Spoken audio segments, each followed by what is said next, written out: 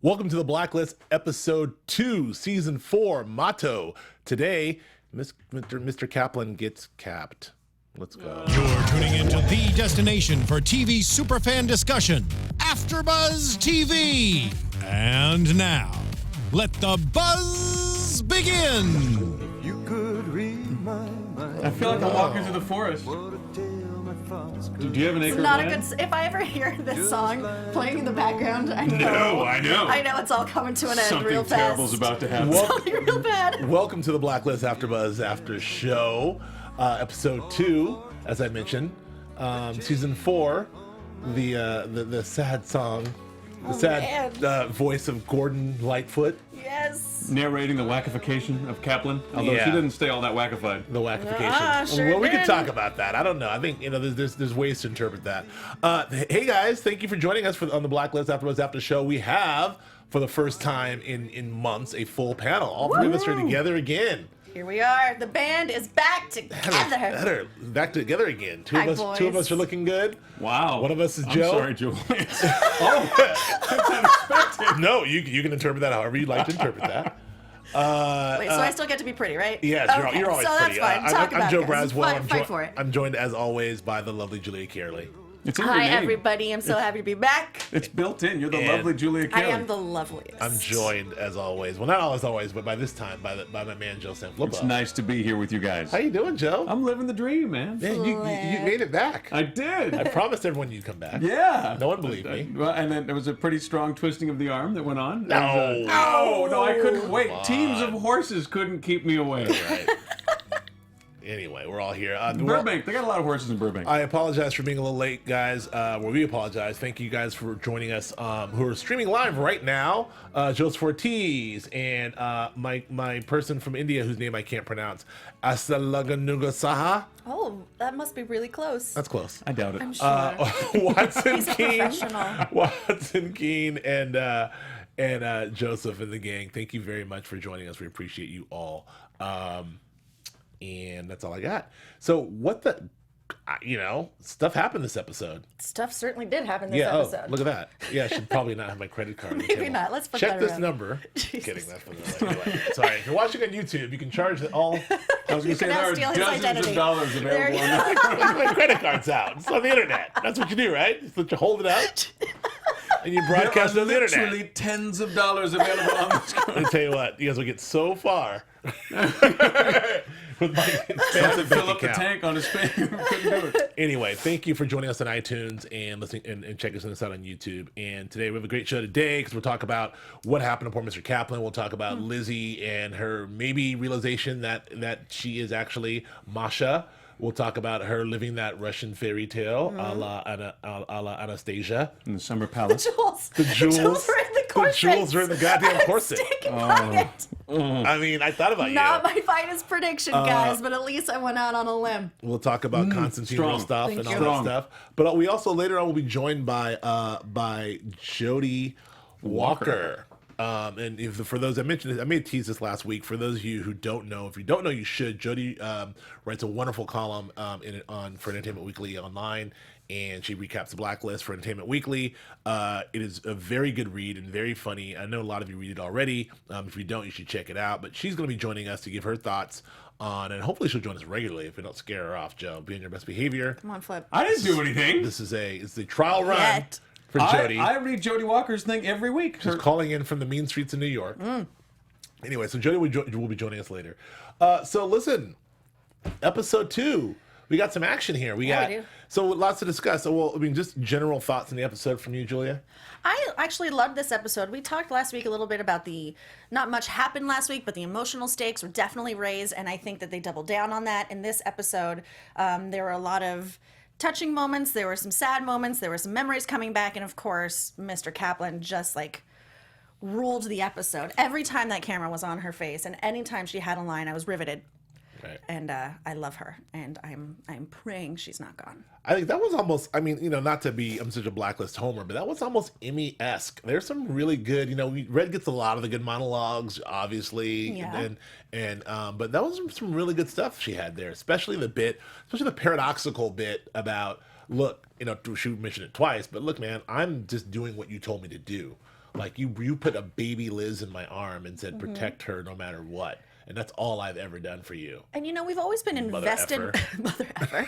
We have always been extremely invested in her from the moment that she came into our lives on the Blacklist. But this time we get a little personal touches, a little bit of backstory, which just like enriched the character even more for me. Yeah.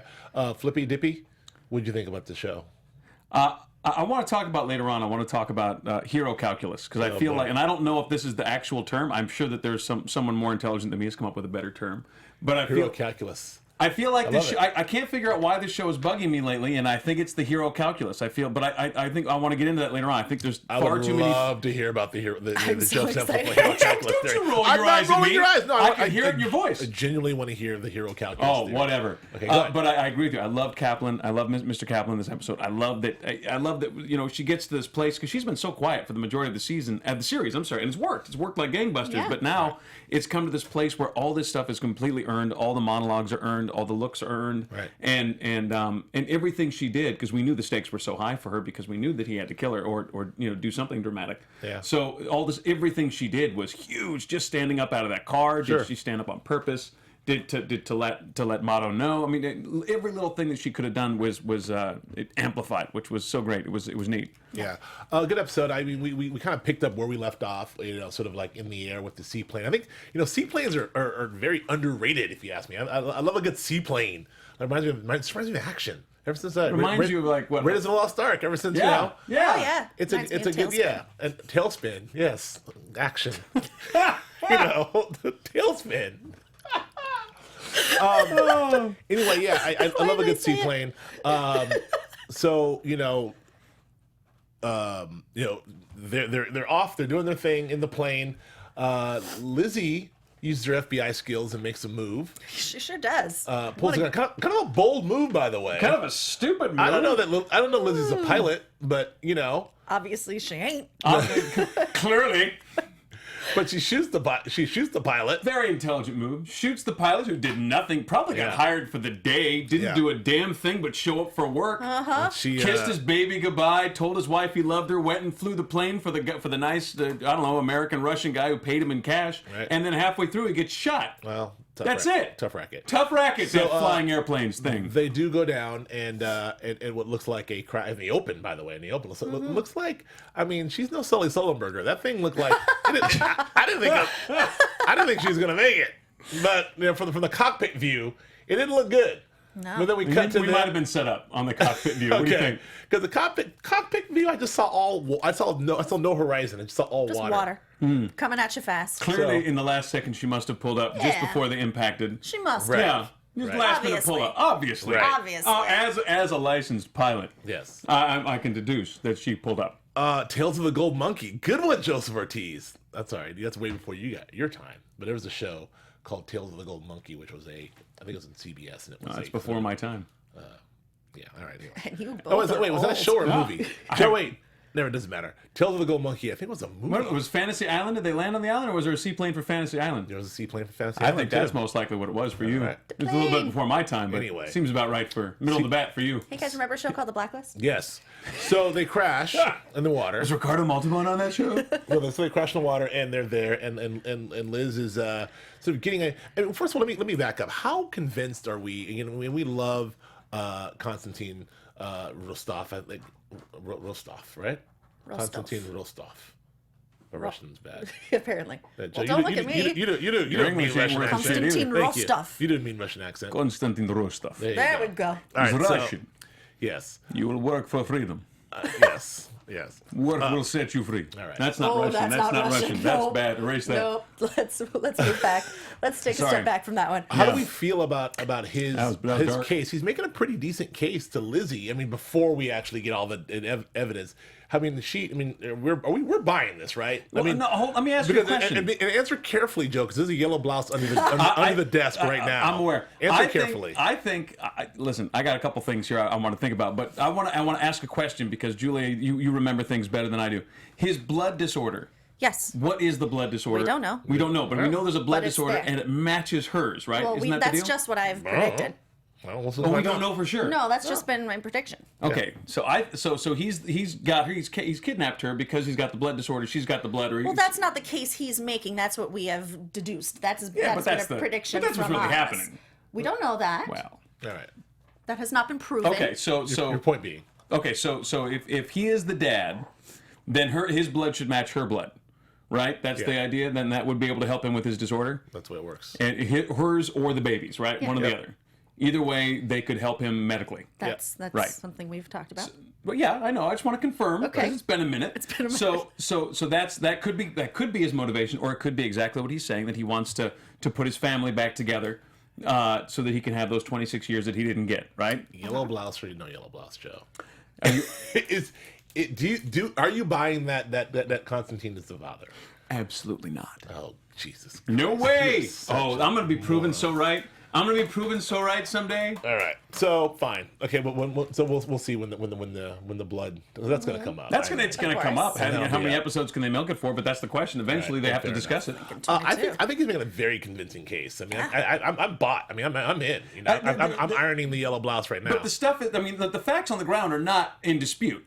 The fact that he was married to mom, not in dispute. The fact that she lived in the summer palace, not in dispute. Sure. That is all. The question is, who impregnated mom? That's the question. That's a good point.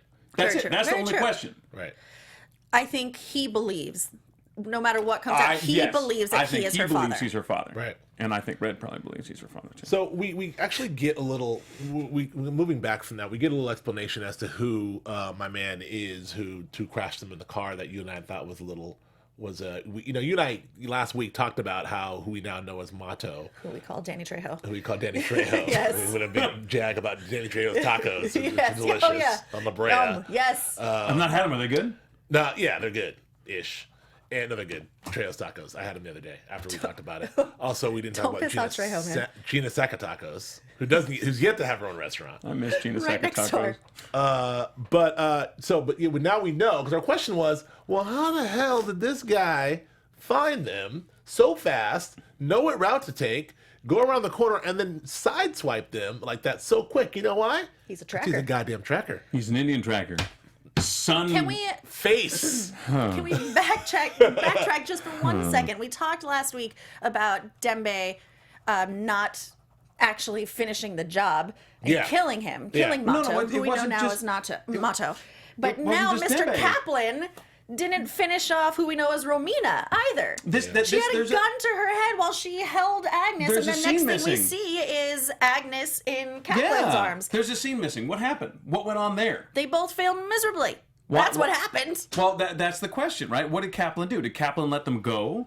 Did they run away and did they toss up the baby and Kaplan dropped the gun to catch the baby and they ran out? We don't know. All right.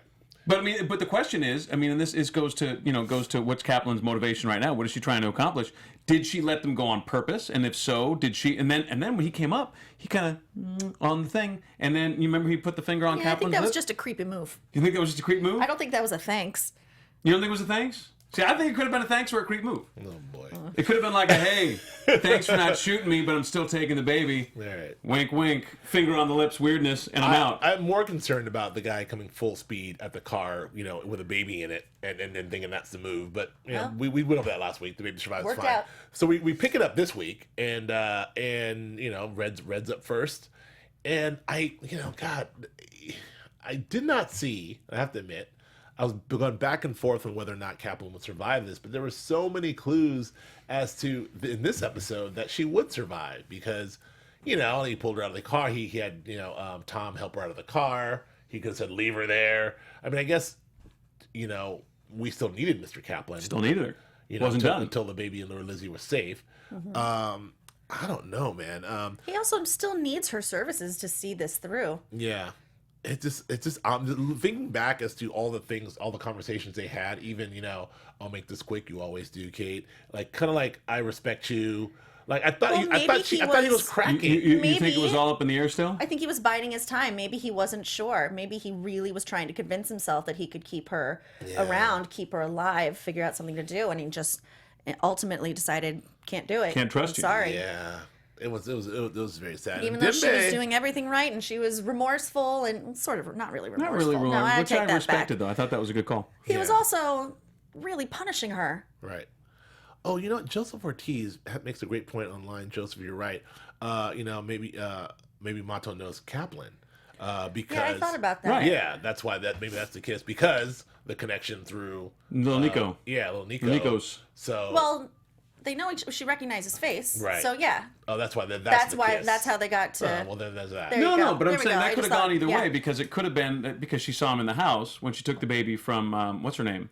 Whose name I never remember. Romina. Romina. When she took the baby from Romina, Dembe was still fighting Mato. Right. So and neither of them had a gun, and Kaplan was the only one in the room with a gun, or in the hallway with a gun. Sure. And this is again why it doesn't make much sense to me All right. how that tracked out. So we get the information from All right, fair Kaplan. enough. They figure out a way to find out how to get to Mato. They mobilize the FBI, the force. Cooper very forcefully tells Navabi that she has to set aside your feelings. set aside your feelings. Help you got out a in this job to do. investigation. I mean, we only got 2 FBI agents here anyway. You're one of them, so we need everyone. Gotta Joe, say. what did you think of? I thought of you last week when Yeah. it's Navabi and Wrestler, and Cooper says the plan is to go in as a married couple. Navabi's like, I'm not going. Wrestler's like, I guess I'm on my own. Like that's the entire. I thought of you because that's the entire. The entire power of the FBI. Anyway, Just how it works. You know, I didn't realize orders were that like, hey, I don't feel like doing it. Oh, well, all you got to say is no. I guess not. Right. Okay, anybody else feel like going as Wrestler's wife? Do we have? No? Aram, do you want to shave and maybe? No? I'll just go solo. Anyway, I digress. But So- here's the thing, though. I do want to say I agree so deeply with Navabi. What the F, Liz, on like 57 different levels. And I agree completely with Navabi. I think every time her character's spoken in the last 2 episodes, I've been like, yeah, bitch, that's how it works.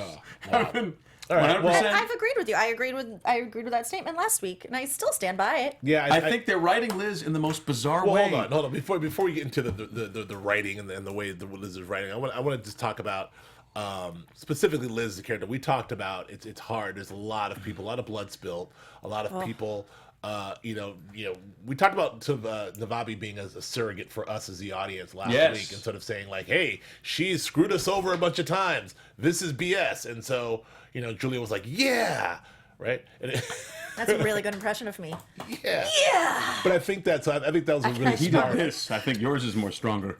I It's think more that's a very- stronger. I think it's a very smart way to go about it, and so I think that continuing that theme as well. But what you're saying, I want to give you an opportunity to lay out your was it the hero calculus. the hero calculus as relates to Liz Keene. Now, Why don't you lay this out for me? I'm going to give you an example of hero calculus. If you look at Saving Private Ryan, right, you have a platoon of guys, or I don't remember if it was a platoon or a little bit smaller unit, but a group of guys that have been tasked with saving Matt. We're going to pull him out because his brothers all died, and if every one of them is dead, then we can't. The United States government said there'd be too much of a fiasco. We're not going to do that to his moms, right? So we're going to pull everybody out. Now, all those guys die throughout the course of the movie, and we come to love all of them, and every time one of them dies, we're like destroyed, right? And eventually it ends with Tom on the bridge, and then Matt is crying. You remember the whole thing, right? And, Spoiler alert.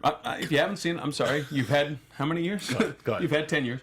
Longer. Go ahead. longer. Way longer? Way longer. So, at any rate, the hero calculus in Saving Private Ryan adds up. And at the end, Private Ryan doesn't want to leave. He doesn't want to leave his unit. He doesn't want that these guys died for him. He wants to stay with his guys, right? The hero calculus adds up. You empathize with everyone. You feel for everyone. In this show, the hero calculus is so wildly off. So many innocent people who have nothing to do with any of this shit keep dying for this kid and the mom. And it's gotten to the place now where they've made the character make so many bad decisions, so many like glaringly bad decisions, like crashing a freaking seaplane in the middle of the ocean, bad decisions, that it's like all the empathy and all the sympathy has been burned up.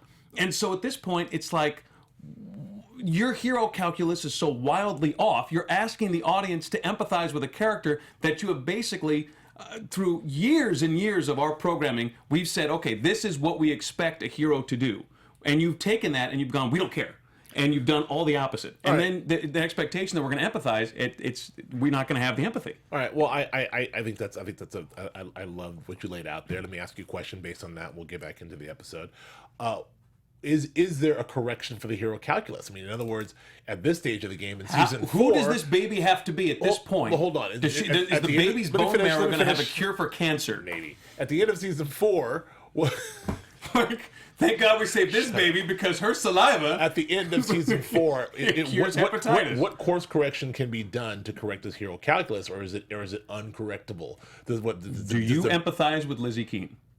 I mean, There you go. So you burger. Yeah, burger means no. She's had a tough go. Right, and that's because I think they've written in this place where it's almost impossible for you to love her. Well, I think that we're going to get to know a lot more as they've alluded to. We'll get to know a lot more about Lizzie Keene's past and where she goes from here and her importance. And they did say, I think Megan Boots in an interview that, you know, Lizzie's whole thing was like, we're going to run away from Red and live this wonderful life. Well, she's going to realize that that can never be possible because of who she is. I mean, maybe it's who knows? Maybe it's a born identity thing and she is a super spy, but I don't know. We'll see. But I think I've laid out my concerns. Fair enough. So, I mean, that's fine. Julia, getting back to this episode. So they go in and, you know, what is the deal? We talked this before, but, you know, ever since 24 and everything else, there's a lot of torture happening in these television shows these days, and I don't know. I mean, I'm not trying to raise a political thing here, but I don't know. Like seeing Tom going in and torturing someone else, and then did he make it? We don't know if he made it. I don't know. That last we saw. I mean, if you're going to be tortured like that, at least it's in the hospital. Yeah. So the surgeon rushed in afterwards. I mean.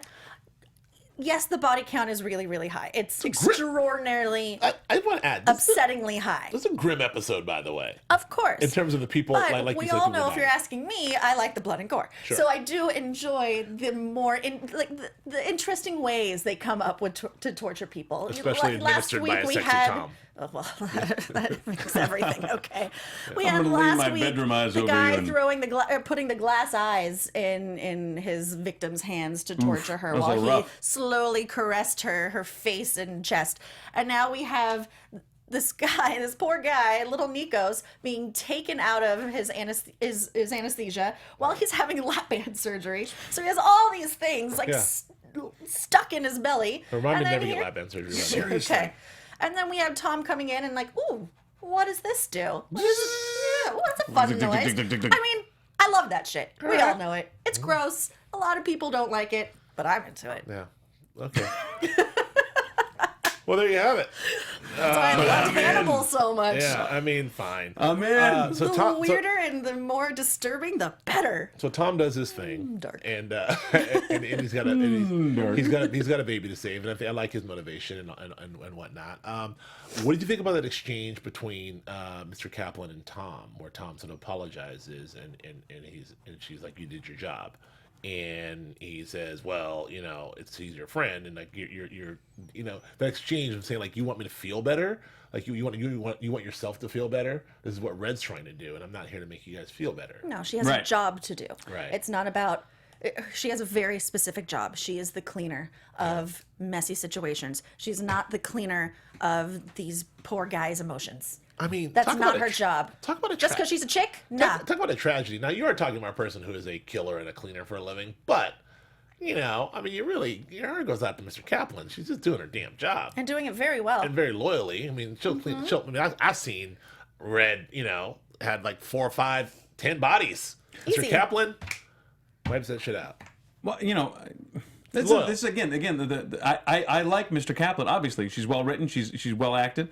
But like, you know that she knows what she's getting into. There's no question with Mr. Kaplan. Is she an innocent? She's not an innocent. Of course not. No. But the cops that Red shot last episode, 1, 2, 3, 4, had nothing to do with anything. Sure. Now you can argue that they were third world police officers, so we can all say we can all go, well, they're probably not good. But they didn't do anything wrong, and they probably all had families, and they all got whacked. And all the security guards, they get shot up and killed, and the airplane pilot got shot up and killed, and all. Yep. That's the stuff I'm saying is getting out of hand with just random people getting murdered.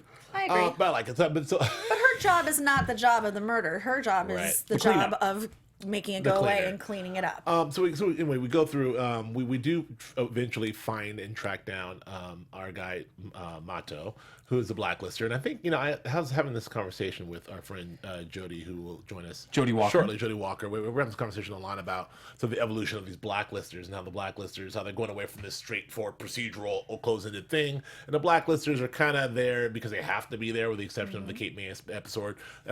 They have to be there because we're used to that, and they're a function of how this show works. But these last 2 episodes, they're like just a person who Red gets information from. Well, Red didn't even seem to know that Mato existed, did Right, he? yeah. So how did he make it on the blacklist? Yeah, I don't know. It's because Don't the ask me. blacklist is fluid. Don't And ask we've me talked about questions. that, Yeah. but blah, blah. I still Right. ask these questions. Right, but so we get to Mato, and I like the idea that he's Native American. I like the character of the idea he's Native American. I do agree that Joe had some issues with the sort of ham-handed style. Right. Come on. The music choices, which is It's like they pulled it out of a 1953 I Love Right. Lucy. Joe, when you're running your own show and you can get the writer's room that's perfect, that you always complain about, and you can get the music perfect and the That's a special fair effects point. perfect, then I'm sure it'll be awesome. That's a fair But point. in the meantime, the hit network show's doing all right. No, but I do agree. Now, having said all that, you agree. I don't think your cell phone's blowing up with NBC or Jon Bokenkamp calling Oh, John didn't call back. you up. Flip, I heard you were Right. complaining about the writing. John, it's me. Thanks for calling. But that was a very interesting method of sort of psychological torture with the whole, I'll seal your grave tight, and it seemed to work. Oh, yeah. I'm going to kill you no matter what. But Yeah. either you can go to the afterlife or you cannot. Absolutely. That was kind of interesting. That was cool. That actually scared me a little bit. Yeah, It that made was- me think about my that own was very death a little bit. interesting. So then we get to the house, the palace, and Masha is, I'm calling her Masha now. Is Oh, sort of, has you some- really are in, aren't you? It's Masha. She's got memories. This was my room. She goes down. She puts on a bracelet. She remembers her mom, who we saw in the Kate May episode. Yeah. There talking to her. I mean, that's all. The shit's all real. Yellow Blouse. Masha. So yes, Masha. Masha, So Masha. I liked all that, and I like that Alexander Kirk / Constantine Rostova. Rostov? Yeah, Rostova, I learned. Rostova is the feminine. He, Oh. Yes. yes. See, my Russian's good for shit. Yes. I liked all of that stuff. Someone in on the YouTube taught palace. me that. What did you think? I loved it, and I don't disparage that that she was having genuine memories, but Constantine or Alexander Kirk was making a very strong point about what are the memories of a child, because she had very strong memories of the fire. She had very strong memories of shooting her father. Right. She has a scar that bears the fire's truth, Yeah. if you will. Oh, But these are memories as well that are coming back to her. So Yeah. who's effing with her mind more? Yeah. What memories are real and what aren't? don't know. Hopefully we'll soon find out. So that was, and so obviously the FBI come and they storm the place, and my man, Alexander Kirk sneaks off somehow Real fast. out the back door somehow, which I liked. There was some weird timing in when the FBI came and Masha was putting on the bracelet, and she looks up at her father looking down at her from the window, and then she sees the helicopter, helicopter. and then she smiles. Yeah, I and don't then know. she looks back. So I don't Yeah. know if she was I was a Like, little oh, thank God. Or, I was a little oh. confused. Yeah. And then she runs in, She's like, presumably "No!" to save her save father. Her father, who's gone. Just Yeah, a little that's Hugs just wrestler. interesting timing there. All right, well, we can talk about that later with Jody. I do want to, before I just want to get into this last sort of scene with Mr. Kaplan, which was heart wrenching. I at that point was genuinely convinced that she was not going to die. So when I got there and they're walking to the, Was that what you thought? Oh no, I mean up until that point in the episode. And I wrote in my I got you. notes. I wrote in my notes like, oh man, this looks like a. Like this looks like The Sopranos. This looks like I forget her name, Andrea. Yeah. Andrea Mateo. Like, you don't go walking in the woods. No. Like, what a perfect place to kill somebody. But he's not gonna kill. Is he gonna kill her? I started freaking out. And then and what a way to go! The pristine land that no one knows about, that no one's seen. It's a beautiful vista, and it's all that stuff. So that sort of like he cared. It was kind of like done with honor per se. But I don't know. I was pretty surprised by it. It actually shocked me, and I think her last, like her getting her the paradox of what she says at the end of like, look, man, and one last plea to him. Yeah. I've always served you. I know you can't trust me. I know it's this. I know it's that. But this and that and the other. And Red took her out. I don't even think that was a plea. I think that was just letting him know, like, hey, what you're doing, what Yeah. you're about to, what you're going to do. I know you're Yeah. going to do it. It is wrong. It's wrong for you. It's wrong for her. And Now, go ahead. no, I mean that's it. I don't feel like she was pleading. I don't feel like that was a. Well, I don't know. Plea. I thought it's like kind of like before you do this, or maybe you should realize. yeah, that just I'm know. all- Yeah, Well, I don't know. what did she say? She said, what you see as a betrayal as trust was a fulfillment of your wishes and to protect your interests, which has always been what she's been about. Absolutely. But then he says you presume to decide what was best for me, which is kind of ironic because that's all he does for anyone. Anyway. Yeah. That kind of pissed me off. Well, it pissed me off too, and this is what this leads me to a question: like, how do we know? Look, we're all firmly in the corner of Red, and we all think Red's so great, and Red's he's quippy and he's cool, and we like when he's the scorched earth Red, and the quippy Red, and the monologue-y Red.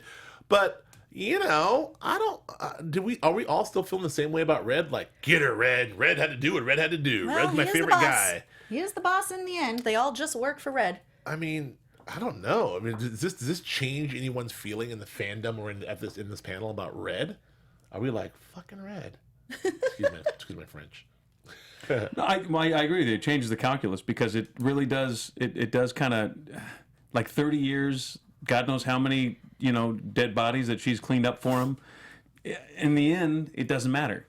In the end, that's it. And ultimately, once you're in, you can't get out. I mean, that's right. That's the old mafia joke, right? Yeah. Every time I think I'm out, they pull me back in because ultimately you can't get out, right? You Because would know. Yeah, you know too many secrets. Racist. Right. You have too many secrets. You got where too many bodies are buried. You can't be left alone.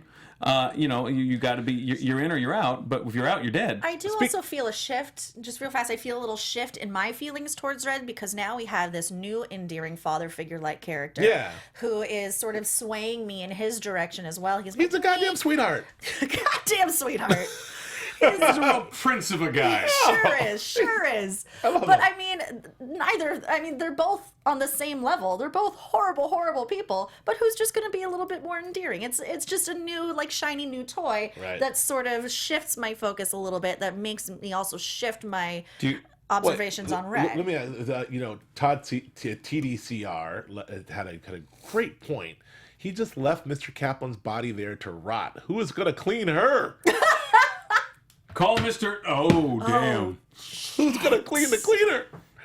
Before we want to talk to our friends over from who, Joe? Crooked Kingdom. We'll talk to our friends over Crooked Kingdom, and then we'll get Jody in line. But before that, I want to ask the question: like, do we think Jody? Do we think Jody's definitely alive? Do we think Mr. Kaplan's alive? Well, you saw her struggling through the thing. No, she did one grab. No, but did you see the preview? No, I didn't see a preview. Oh, dude, she's crawling. She's crawling in a brook at one point. She's not dead. Oh, I thought it was just. See, I could have watched the previews. Why wouldn't you watch the preview? It's All like, right. hey, I don't want to watch the last scene. I got like a couple seconds of the preview, but I did see her. She's All right. zombie crawling, man. She's very zombified. Yeah, absolutely. Yeah. She's doing a little. Maybe she's a zombie. Maybe she's a Maybe zombie this now. is the new crossover. And maybe that's what the baby the can do. Blacklist, colon, The Walking Dead. Blacklist : Walking Dead. Well, if they brought Lizzie back, hopefully bring Mr. Kaplan back. Joe, That's what maybe we can do. We can cure we zombies. do our live read, and we'll come back and talk to Jody. Now imagine that you just pulled off the heist of the century. You stormed the kingdom, you stole the magic, and now there will be hell to pay. Welcome to Crooked Kingdom, the thrilling new fantasy novel by Leigh Bardugo, the #1 New York Times bestselling author of Six of Crows and the Geisha trilogy. Crooked Kingdom picks up where the Six of Crows left off. Kaz Burker and his ragtag band of thieves are hiding out in the kingdom of Cotterdam. I think you got to get into this. This seems pretty deep. Surrounded by the gathering forces of magic, power, and all-out war, and their only hope to survive is to con their way out. Think Harry Potter meets Game of Thrones, raves the LA Times with a caper twist. So learn more about Crooked Kingdom and all the Geisha novels at leighbardugo.com. Check it out. Sounds like fun.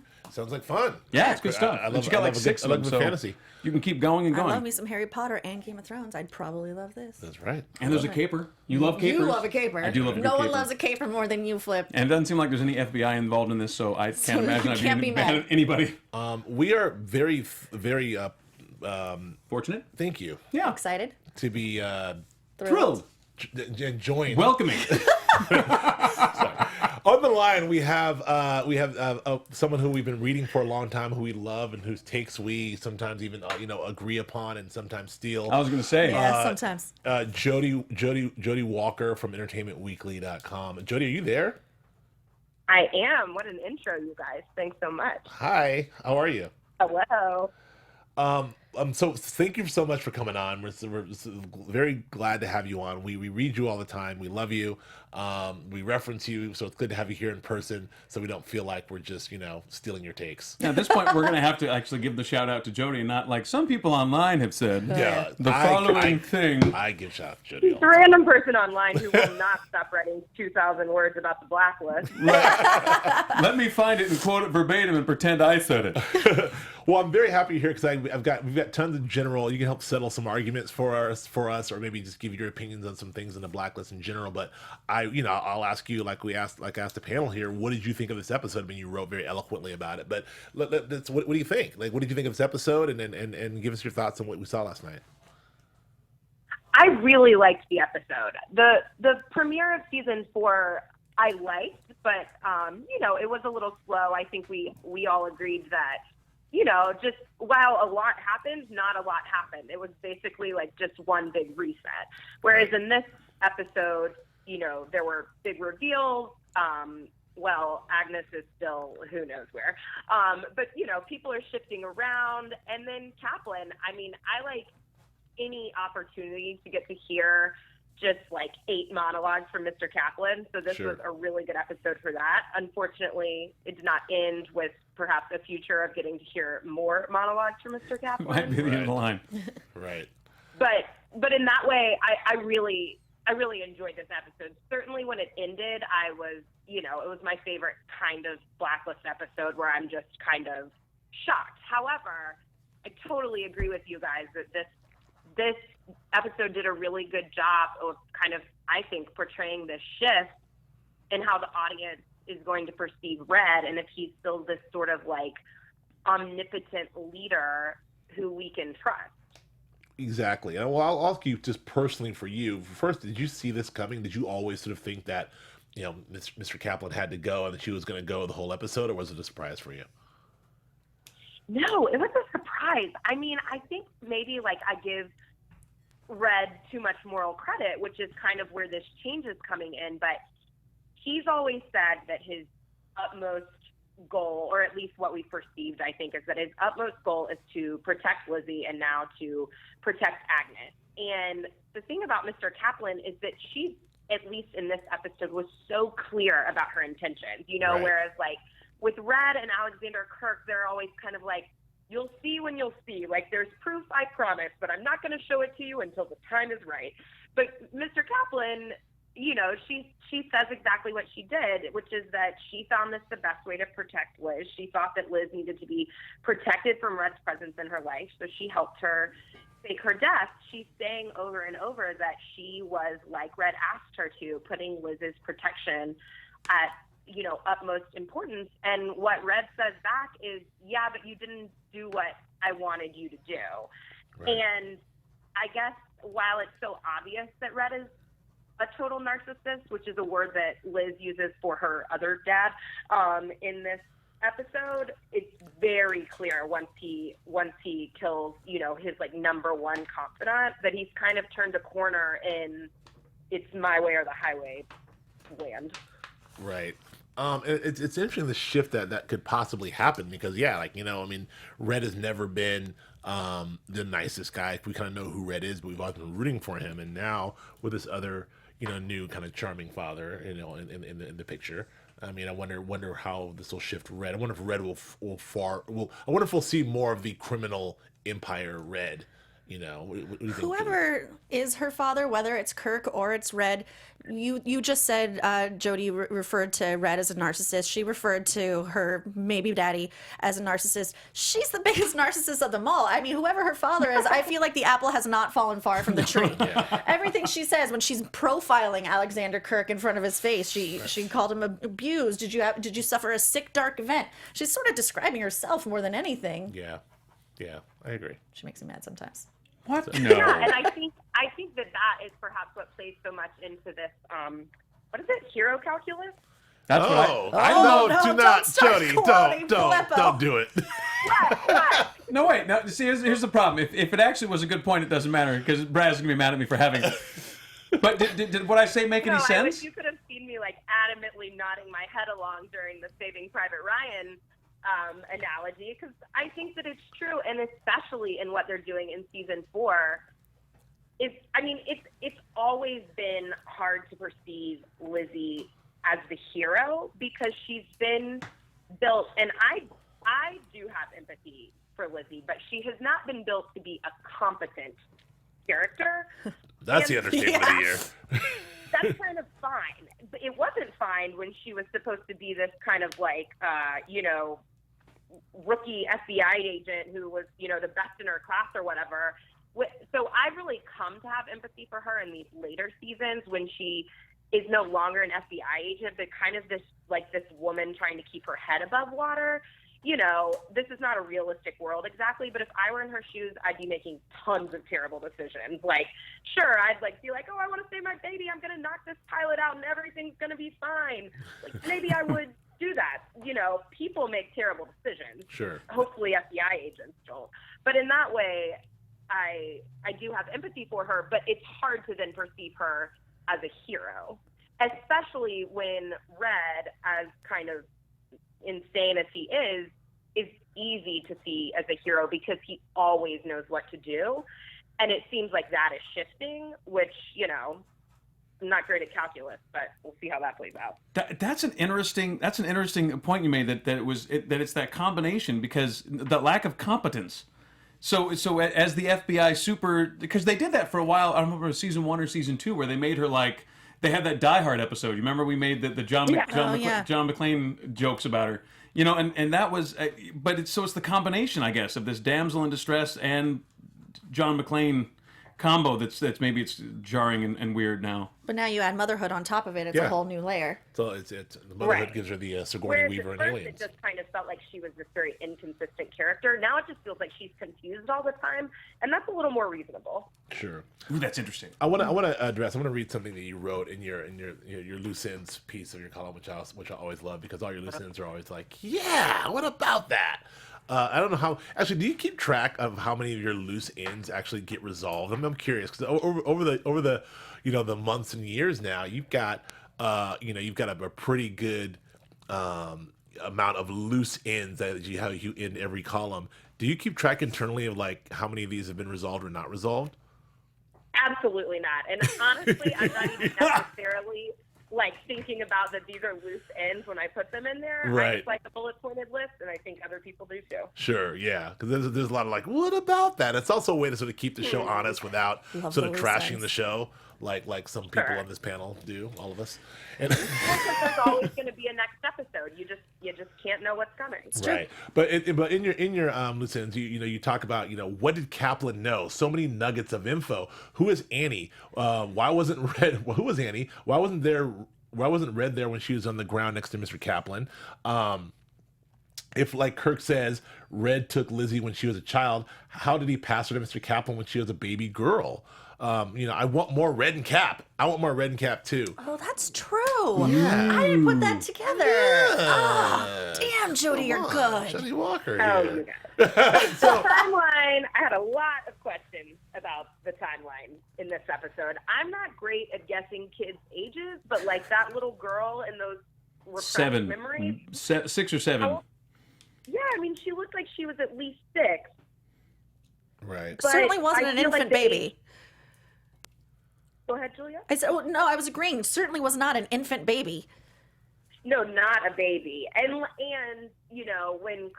when he takes her to the lovely and flamboyantly named Summer Palace, Yes. he says that I brought my little princess here and she loved it. He talks about her as if she was a much older girl. Has to And be. yet we know that it seems like Red and whoever else came into her life when she was a baby. Very confusing. So what would the timeline then turn into? Then if he's actually her dad, then has the baby, Red kidnaps the baby gets back with Alexander and Mom at some point or another, but Kaplan has somehow entered the scene by this point anyway. That seems convoluted. But is it? Well, I mean, I'm sure there's a way for them to make that all make sense.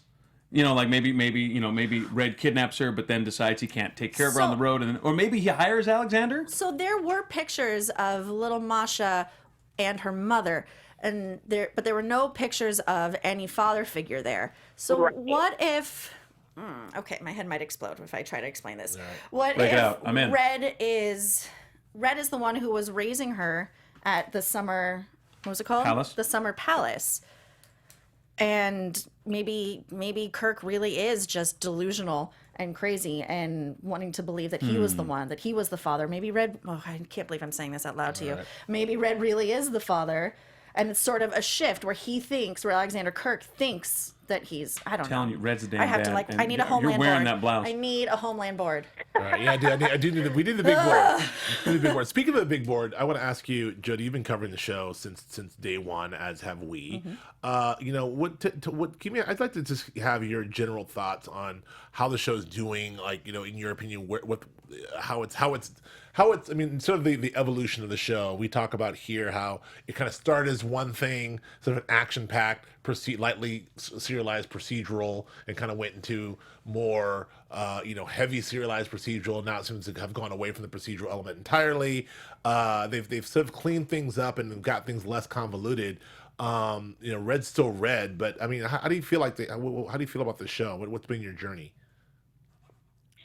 It's gone in a lot of different directions. One thing that I do appreciate about the Blacklist is, while I'm sure that Jon Bokenkamp and the other writers have an idea in their heads of where this is ultimately headed, I do think that they do some of it, by the seat of their pants. Certainly when a pregnancy comes into play, then that's, they're going to be coloring outside of the line sometimes. And I do think that they've done a good job of adding some sort of surprising elements and getting away from, it seemed so much in the first season that the main serialized question was, is Red her dad? Right. And while that's something that people still talk about and think about as they watch this, it's something that I think about a lot less. I'm now more interested in Liz's past, just what the hell is going on in her past, as opposed to, is Red her dad, is Red her dad? And I think that they've done a good job of kind of making the serialized aspect of the show more complex. I do think it's really difficult, as you make the serialized aspect more interesting, to then keep the procedural aspect just as interesting. And like you mentioned earlier, Joe, it seems like in season 4, they're just kind of, at least thus far with the 2 past Blacklisters, like they're kind of just these middlemen. Right. And while I question that then they would be in the low 60s on the Blacklist ranking when Red kind of doesn't even know who they are, I'm interested to see where it goes with these sort of lesser but mostly interesting Blacklisters. But I think that season 3 was great when Lizzie and Red were on the run together, and then I think they ended that at the right time. It didn't go on too long, and I like Red and Lizzie being at odds with each other. Yeah. Because I think when Lizzie becomes the most frustrating is when she, in my recap this week, I talked about how she, at one point last season, referenced that him telling her that her mother was dead and her finding out that she perhaps wasn't was unforgivable. And then she proceeded to work with him for weeks after that. Her fluctuation on how she feels about him can be frustrating. And however, that's what I talked about with the empathy.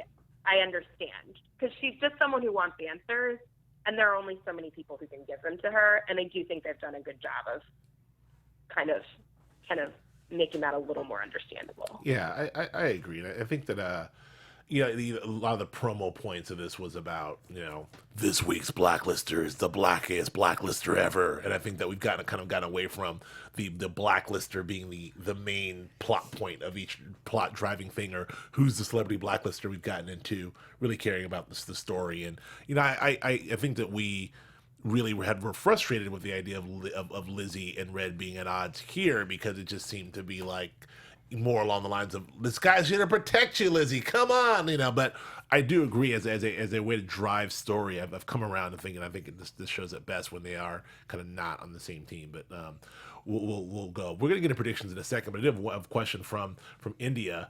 I'm gonna do this. Let me see. I'm gonna get this right. From Engshuparia Saha. Engshuparia Saha. It's got to be close. Anyway, It just flows. she I'm wanted to sure ask it's you, Jody. What do you think about the picture that the drawing that Liz found in the palace? You said that Red found the same drawing in Katerina's trunk, but in Masha's was not written. I think she's saying. I think what's being asked is there discrepancy between the drawing that she found in the palace and what Red found in the trunk, and is there a difference there? And could that be a clue as to Kirk falsifying evidence? Oh man, it absolutely could be, but that is expecting. That is perhaps perceiving me as a better recapper than I am. I remember him finding that drawing in Katerina's trunk at her father's house, but I don't. It was a drawing of a family. There was a fourth person in that drawing, wasn't there? Yeah. See. Jody, you're supposed to be going over stuff like the Zapruder film. You're supposed to be frame by frame. I know. Committed to memory. Committed, like going over stuff. Like have these things. I did watch Kaplan shooting in slow motion to see if there was any, any conspiracy theory trickery in there. Unfortunately, I did not freeze frame the drawing. Right. I was so, that scene moves fast, and then once you get into repressed memories, forget all about the drawing. But I'll look into it. Well, someone online should put together the supercut of all of the flashbacks, all of the, all the flashbacks, all the clues of Masha's past into some like supercut online. Someone should do that. And all I could think was like, oh, poor sweet Elizabeth Keene. Like this guy who says he's her dad has literally just told her like, oh, those are the memories of a child. They're not to be trusted. And then she has like yet another flashback that afterwards she's like, Yes, that was a point I was trying to make a little bit earlier. What are the memories that we do trust? Yeah. The points that she makes, I remember shooting my father. I remember the fire. We see the scar on her wrist when she's going down memory lane. And then we also have to remember that burned bunny that she was toting around. Yes, the bunny, and that Red's back is covered in burn scars as well. Right. Yeah. So something happened. Obviously, the fire was just not a flippant memory that someone implanted in her. There's physical evidence. Yeah, I mean, Joe's Fortis asked did Liz get a memory wipe as a child. I mean, who knows? I don't know, man. But unfortunately, we are running out of time. What happened there? Oh, that was it. Is that our out of time beep? Oh, we're gonna explode. It's very polite. It's Cut the red wire, Joe. It's Cut going the like blue wire. I'm playing right now. Red wire, blue wire. No, but let's actually we're gonna get into a segment here, Jody, we call predictions. I'm gonna drop for it. And now, your AfterBuzz TV predictions. Ooh, the pink. I'm having a freaking seizure. Jody, we'll let you go last, but we're gonna go through. Joe, what are your predictions for next week? If not, For next week? Yeah. All right. Well, obviously Kaplan is not dead yet. But I think this calls into question a lot about Red's organization, because to me there are certain pillars in your organization, and Kaplan was one of them. I think that Red is going to be a little off the rails, a little unhinged. I think this is going to cause Dembe to maybe look over his shoulder a little bit, because if Kaplan can get wackified, well, so can Dembe. Dembe ain't making no mistakes, though. Homie. Dembe, he hadn't Dembe is screwed not up. making no mistakes. But and what about Chris Christopherson? I don't know, but I don't know if Chris Christopherson's going to have as much reaction. Yeah. Do I have to call him Boz? I like calling him Chris I Christopherson like a lot better. Chris Christopherson too.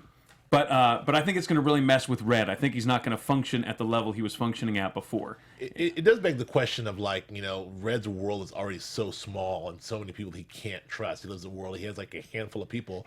Old Paul Rubens, Pee Wee Herman's gone now. Mr. Kaplan's gone. Presumably he's got Dembe. Whatever happened to my man from the pilot?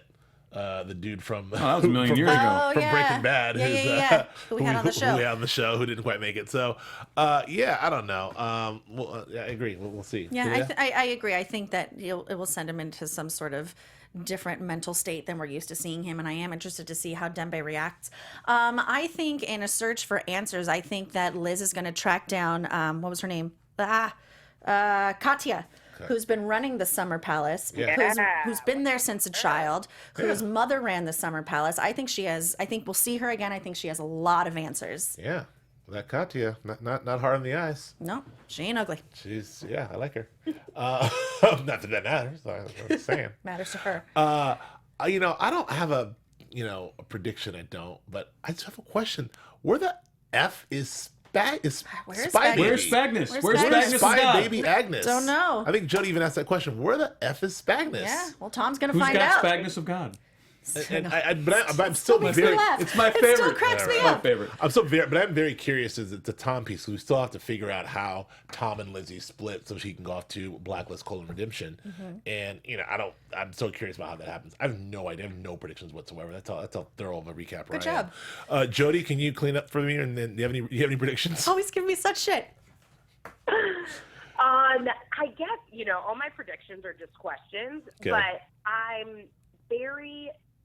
I think coming soon is the real clash between Red and Kirk, because correct me if I'm wrong, but has Red laid eyes on Kirk? There's that two-way mirror scene.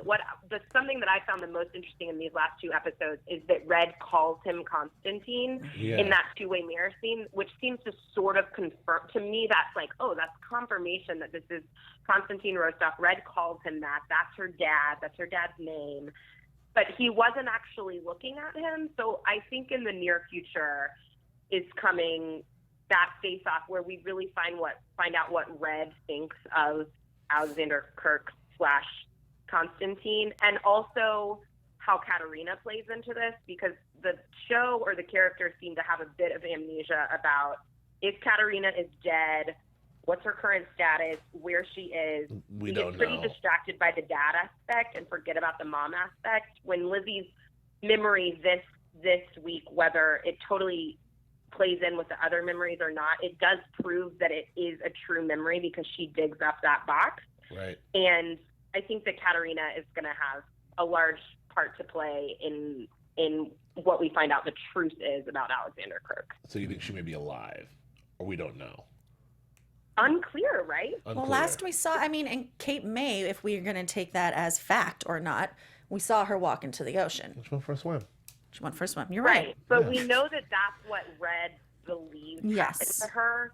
But there are people out there who refute that was truly the last that was seen of her. And you're right. He hasn't laid eyes on Alexander Kirk, and he could put his eyes on him and be like, "Hello, Red," like, "Hello, not Constantine." Oh no! Hello, Fred Jones. What? Ooh, anyway, that's all right. true. Well, I think that's it for us. But I do want to thank you very much, Jody, for coming on and rapping with us. And we hope that you find time. You can come back anytime. Come back next week. Come back every week. We love to hear from you. And you can be our fourth panelist if you want. But we'll definitely keep reading you and invite you back whenever you have time to come chat with us. Thanks so much, guys. Thanks, Jody Walker. Thank you, Jody. So nice to talk to you. Can you want to say where can the folks find your column, and where can they find you on Twitter? Absolutely. I write about the Blacklist at EW.com. You can find me being pretty inactive on Twitter at the Jody Walker, Jodi Walker. And you can find me writing about TV all over the internet. Awesome. Thank you very much. I think that's it for us too, guys. Filippo, I'm so happy to have you back. It's so nice to be here with you. But I will say thank you guys for joining us in the chat room and online. All you guys, Todd CR and Watson and Joseph Ortiz, and person from India whose name I keep almost butchering. I won't try it. Saha. You should phonetically send that to me so I can get it right. Thank you for all of us joining us and for listening on iTunes. If you are listening on iTunes, please rate us. It helps people find us, helps us get sort of ranked in all the other Blacklist podcasts, which we are very competitive against. Are there many? They're not many more anyway.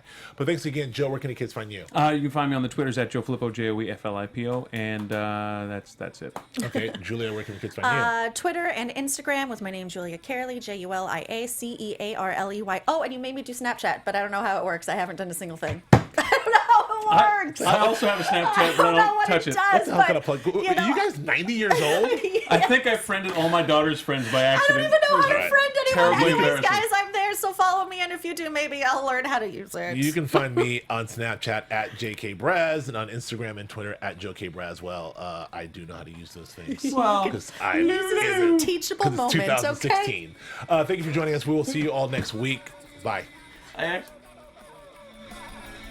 From executive producers Maria Menounos, Kevin Undergaro, Phil Svitek, and the entire AfterBuzz TV staff, we would like to thank you for listening to the AfterBuzz TV network. To watch or listen to other after shows and post comments or questions, be sure to visit AfterBuzzTV.com. I'm Sir Richard Wentworth, and this has been a presentation of AfterBuzz TV. Buzz you later. The views expressed herein are those of the hosts only and do not necessarily reflect the views of AfterBuzz TV or its owners or principals.